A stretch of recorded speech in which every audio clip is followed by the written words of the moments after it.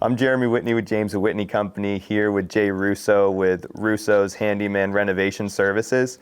We got introduced to each other about, when was it? Was it about 6 months ago? I think so, yeah. Yeah, about 6 months ago we got introduced. We met because we had a job that we were originally going to bid that there was a miscommunication on our side, and so one of the owners, Eric James, reached out to me and said, hey, you got to meet Jay Russo. Jay Russo's a fantastic guy. He's got a lot of people around here that he does a lot of work in the area.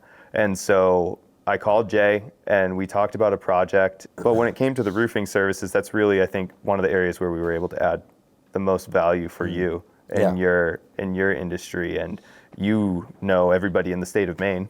So that was a great connection on our part. Yeah. Well, that's what I think. It's like when we went and first met at the Goat, I was like, oh, this is my first time here. And I think 30 people said hello to me. I was like, all right, I tell a little lie. But yeah, I don't think you could walk from the door to our table without getting 13 people. And I do know a lot of people, but you know, I think really what people call me is like, they used to say, oh, Jay, he's like the mayor. I'm a likable guy. I'm very fair. And I like to bring in new relationships, make new friends, and I think that's kind of really how our relationship, my relationship with Eric was just like, hey, we met over motorcycles, right? And then we just started talking about business, and he's just like me, missed opportunity. I want to find out the who, what, when, where, why, how come, right? And it was okay because it's like, hey, I was just told that, hey, we don't do that, and Eric was like, oh, yes, we do. I was like, good. Well, then it was, okay, well, what is it that you do? And it was like roofing and siding. And then other jobs came up, and I said, geez, I got this job. I had a challenge. It's like, oh, well, we do that. We do windows. Right. We'll do trim.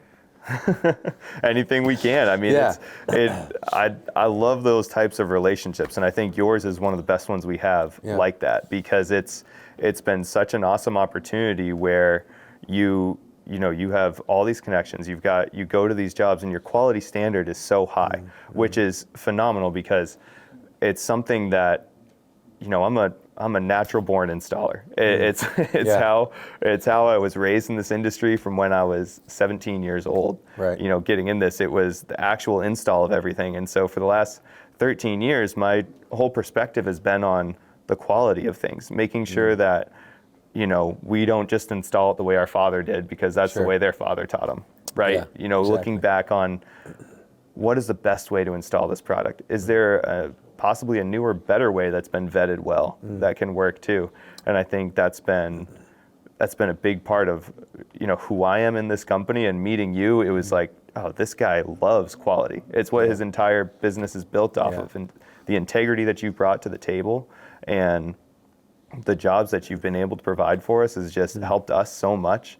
And it's been a lot of fun getting through that system with you. Yeah, and I appreciate that, and I feel the same, because I know, as I mentioned before with Eric, is that when a relationship is tested, it's not tested when the times are good. Right. It's when, even with your customer, when something goes wrong and it's communicated, and the ability to act and make it right. And I don't think I've ever been on a job where everything goes perfectly as planned. No. And I don't think it exists, but you can make it seem like that depending on your reaction, how you react in adverse situations. Do you panic? Do you run? Do you face it? No, you face it head on. And and sometimes we try to do things we just don't know, but it's like, my question is that with the customer is that, what is it that I can do right now to make it better? Right. What is it that you want?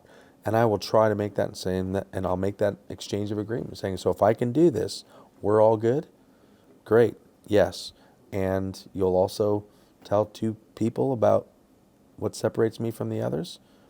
And that's how the repeat business wheel goes. Absolutely. And watching you and your business and setting that expectation with customers, because being in this industry, you can be in the industry for 3 months, 6 months, or 60 years, and you're going to know very quickly not every project goes perfectly. Yeah. Right? There will be ups and downs, and I've seen a lot of people make really great decisions, during those times, and I've seen a lot of people make really poor decisions during those times. Yeah. But I know with us, we've had several projects with each other, Sure. and some of them have gone very well. Other ones had a couple hiccups Yeah, that we had to exactly. work through, And it I've was done just things wrong. And I've done things wrong. And it's Yeah. like, and I think that's it. Once you know, it's like, hey, you know what? I didn't think about that. I dropped the ball, and tail between the legs, you know. But you admit your faults, you admit your mistakes. No cover-ups. And I've seen so many contractors go, well, the customer didn't tell me that, and I didn't know about this ahead of time. The bottom line is the customer does control the shots. Yeah. Not that I'm going to be a pushover. Not that I'm going to be, to be the fall guy for everything. Right. But at some point, you swallowed your pride, and we mentioned this before with Eric, is that I'm not looking for the customer one and done. No. I'm looking for a lifetime customer. We can't do anything without the customer. Exactly. And the repeat business that our customers have, it's so nice that they come back time and time again to me, so I don't have to worry about spending a lot on marketing. The word of mouth. Right. And it's like when I have 85 customers in Scarborough alone that know that I've been in their house, they send me keys for every nook and cranny, unlocked door. And it's just like they put that trust. And I think that honesty, that trust, the communication. And when I've built, a reputation with that, it's very critical for me who I have come in and ride my coattails into that, because it only takes a moment for that to go away in a customer's mind, is that, oh, you brought somebody in, and it's like, you don't want to mess that relationship. I always call them, they're very special, right? They're some of them can be very vulnerable, and you have to treat each one independently of the other. You can learn things from every customer that you have, but every single customer is different, and each one is equally as important. I always talk to my guys and I say, guys, there's no job that's more important than the one you're on right now. It doesn't matter if it is a $600,000 siding job or a $2,500 blow-off repair for somebody, because we just had the 88 miles an hour windstorm that just came through December. How do you think we of James Whitney have been able to perform when you set that standard of quality and the communication? And because I see it as, just within our own company, right? Like, I'll talk to people and I'll get them to trust me, but then I have to trust people as well, because we have a phenomenal team, and I trust each one of our guys individually, and they're very good at what they do. But you have to convince your customer to trust you, show them how trustworthy you are, and then you have to find the right guy to work with as well that will help fill the voids where you might not be able to get something done as efficiently. Sure. And I've spoken highly about James and Whitney from also behind the scenes, because the customers don't really know what goes on to or go into a bid project, go into a whole job. They just see the day you show up and the day you leave. And that's what they're evaluating on. Right. So me as as a partner, as a collaborator in a business, is that I don't look at just from day 1 to day 3 on a job. I look at the 15 days prior that came up to that. Yeah. And that's meeting my rep out there, talking to the manager, looking at pricing, having sometimes uncomfortable conversations, but when you trust each other and you value each other, those uncomfortables become comfortable. So I don't mind saying, hey, you know what? In order for us to win this business, we got to sharpen our pencil. I understand it means less profit for you, but to me, is some of the loaf better than no loaf? And then you look at that and say, all right, maybe we can make it up on the next one. So we've had very open conversations.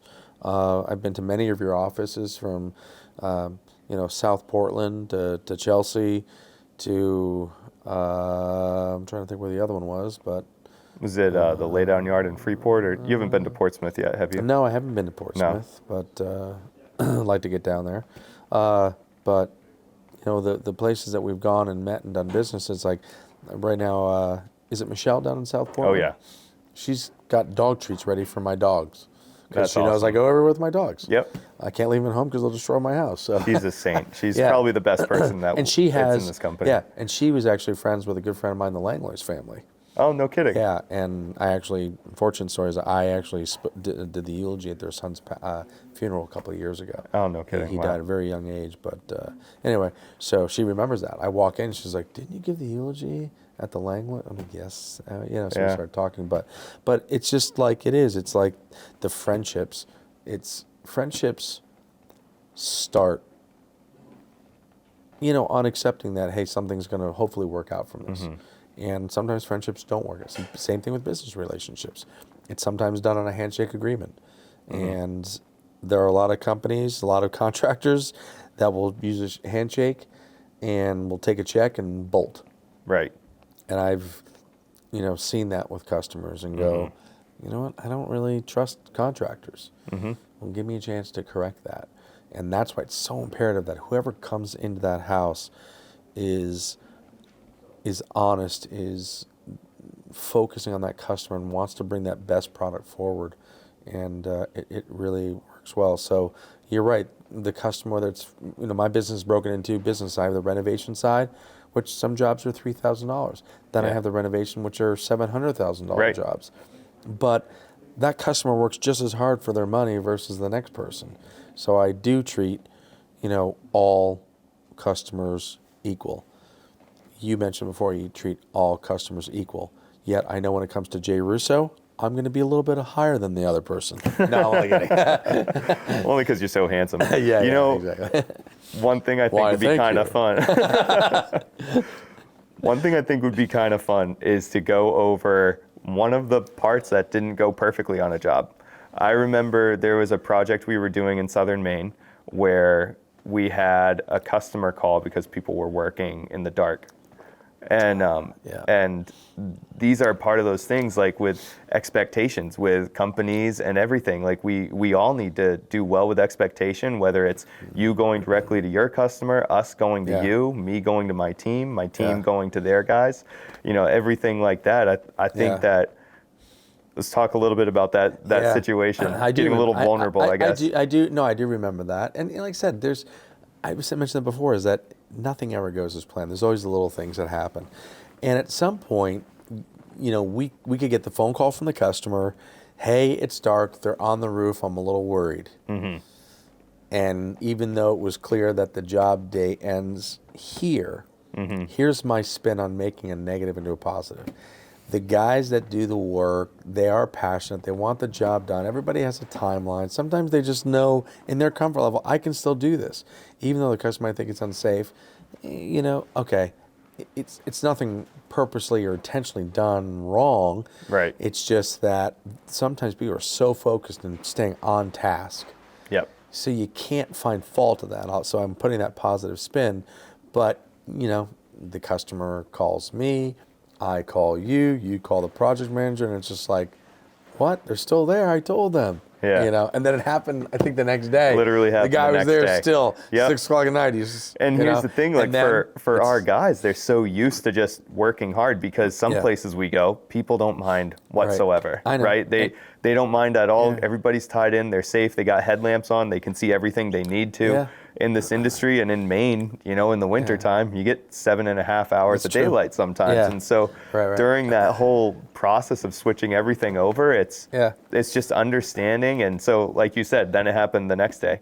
And so it was after that, we made sure Yeah. when we pulled out of the driveway, all of our guys are pulling out of the driveway, right? We make Right. sure that we don't have to worry about getting a phone call with somebody doing that. And now what we do is, because you learn from every situation, you learn in every Yeah. moment, right? So now it's, if the job does need to go long, hey, make sure we talk to the customer and ask if Yeah. it's okay if we're here in the dark. Sure. Or, hey guys, let's make sure we're out of here by 5 o'clock today Yeah. because they got kids at home. Exactly Hey, right. Mom and dad are coming home from work. They want to have dinner by themselves without Yeah. people banging on their siding outside. We've all had these kind of like scratch your head moments going, I thought we just talked about this, and how does it happen again? But when there's all these people, and there's involved, and there's many moving parts to it, is at the end of the day, it's like there's someone who has to be accountable for their own decision. Even though you can tell somebody you're blue in the face and they still do it their way, they do it their way. Much to what you said before, is that you had your father installed a certain way, and sometimes our fathers are like, that's the way it's done. But when we look at other ways to do it, sometimes change Yeah. is uncomfortable. But you have to be flexible and nimble in this market in order to survive. We're flexible with pricing. We're flexible with cost. We're flexible with our employees. You have to be. It's a really strange market that we're in right now. But as they say, the strong will survive. Yep. And the ones that don't try to, bury or hide anything, the ones that communicate and communicate honestly, will stand the test of time. I agree. Yeah. Jay, thank you for all the business you've given us. It's been an awesome partnership. Great. And It is a great partnership. looking forward to the rest of 2024. Yeah, sounds good. All right, man. Perfect.